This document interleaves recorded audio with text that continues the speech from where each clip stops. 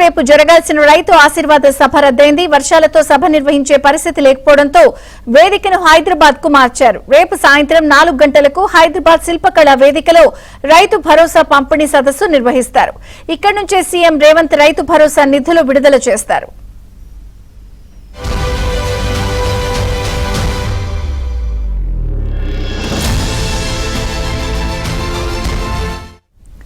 మదిరిలో రేపు జరగాల్సిన రైతు ఆశీర్వాద సభ రద్దయింది. వర్షాలతో సభ నిర్వహించే పరిస్థితి లేకపోవడంతో వేదికను హైదరాబాద్ కు మార్చారు. పూర్తి వివరాలు శ్రీధర్ అందిస్తారు. శ్రీధర్. విజయచంద్రిక మదిరి నియోజకవర్గం చింతకాని మండలం జగన్నాథపురంలో రేపు రైతు ఆశీర్వాద సభ జరగాల్సి ఉంది. ఈ సభకు ముఖ్యమంత్రి రేవంత్ రెడ్డి హాజరై అదే సభలో రైతు భరోసా నిధులను కూడా విడుదల చేయనున్నారు. దీనికి సంబంధించి పెద్ద ఎత్తున ఏర్పాట్లు చేశారు. మంత్రులు రాష్ట్ర వ్యవసాయ శాఖ మంత్రి తుమ్మల నాగేశ్వరరావు, ఉప ముఖ్యమంత్రి భట్టి విక్రమార్క, రెవెన్యూ శాఖ మంత్రి పొంగులేటి శ్రీనివాసరెడ్డి ఈ సభా ఏర్పాట్లను స్వయంగా పర్యవేక్షిస్తున్నారు. సభకు పెద్ద ఎత్తున ఏర్పాటు చేశారు.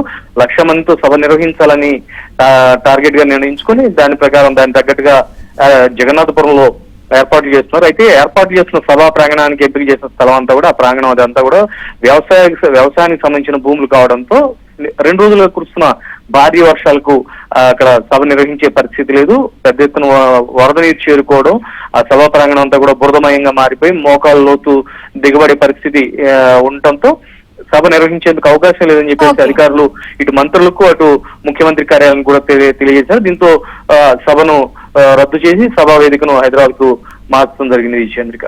థాంక్యూ శ్రీధర్.